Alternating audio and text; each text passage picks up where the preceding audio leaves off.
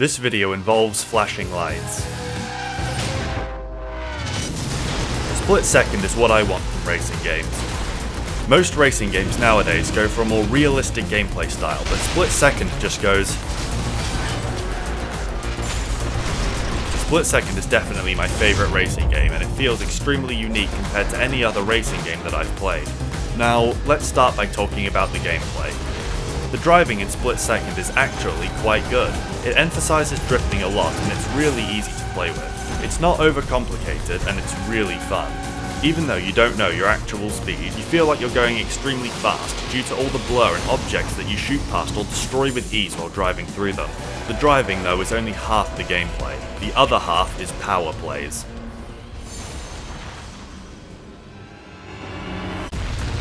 Basically, as you're racing around the track, you build up a meat tank and cause explosions to try and take out opponents. This feature separates Split Second from other racing games because you can alter the track and create obstacles for opponents. Power plays have two variations that deal varying amounts of damage to the track. Blue power plays are smaller events that are usually used to take out one driver in particular. Red power plays can completely change a part of the map and easily remove any driver in front of you.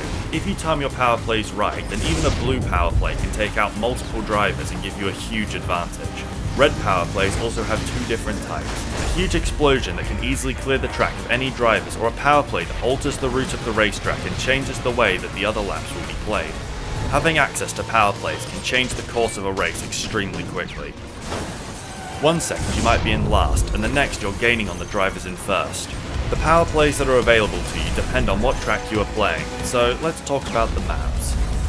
There are 11 maps to choose from and they're all great. I definitely have my favourites, which are Airport, Terminal and Canyon, but they're all amazing and extremely fun to play on. The tracks are well designed, and due to the fact that the power plays are different on every map, they are extremely replayable. The power plays all fit the setting of the map and help to immerse you into the action. Most of the maps do share parts of the track with other maps, but this doesn't really affect the quality because most of the map is different and packed full of new power plays. Something else I would like to mention is the sound design in this game. This game has some of the best sound design, and even when there's loads of explosions and other loud things happening, it never sounds bad, and that really impresses me. The cars all sound really good, and it really helps with the immersion of the game. So, now that I've talked about all that, it's time to look at the other modes. So everything I just talked about is for the race game mode, and there's 5 other modes available to play. Most of them are completely different to the race game mode, and the only one that's quite similar is Elimination, which is basically just the race game mode, but after a 60-second grace period, the person in last gets eliminated every 20 seconds. So the first of these game modes is Detonator.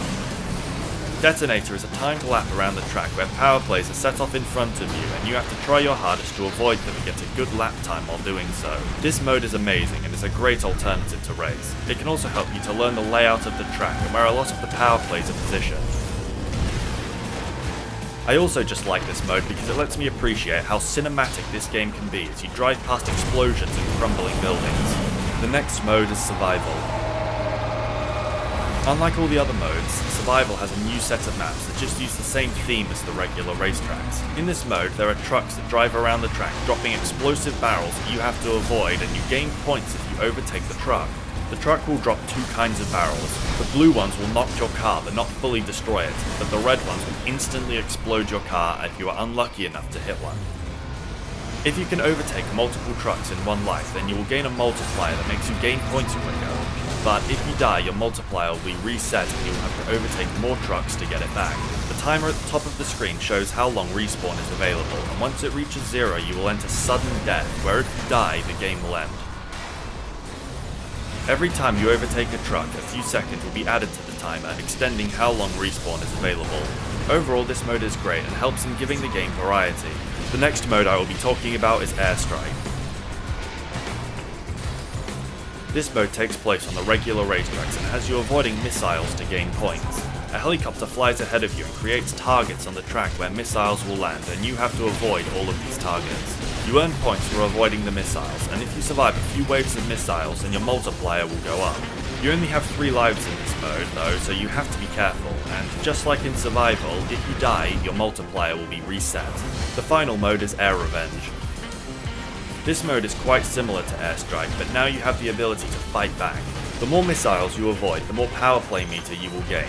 Once you get to 1 bar, you can shoot 1 missile at the helicopter, dealing 1 damage. But if you get to a red power play, then you can send 4 missiles to the helicopter, dealing 4 damage. The goal is to beat the helicopter in as little amount of time as possible. In my opinion, this mode is better than Airstrike, but they are both still extremely fun and make great additions to the game. The last thing I'm going to talk about is the campaign. The campaign in this game is quite simple. You are a contestant in a TV show and you have to take part in 12 episodes, each having 5 events to complete it. The campaign is how you unlock all the maps, modes and cars, and it's also used as the progression system in the game. As the game mode that each event uses is constantly changing, the campaign never gets boring and is fun from start to end. Overall, Split Second is an amazing game and is in my opinion the best racing game available. If you enjoyed the video, then please leave a like and subscribe, and I will see you in the next one.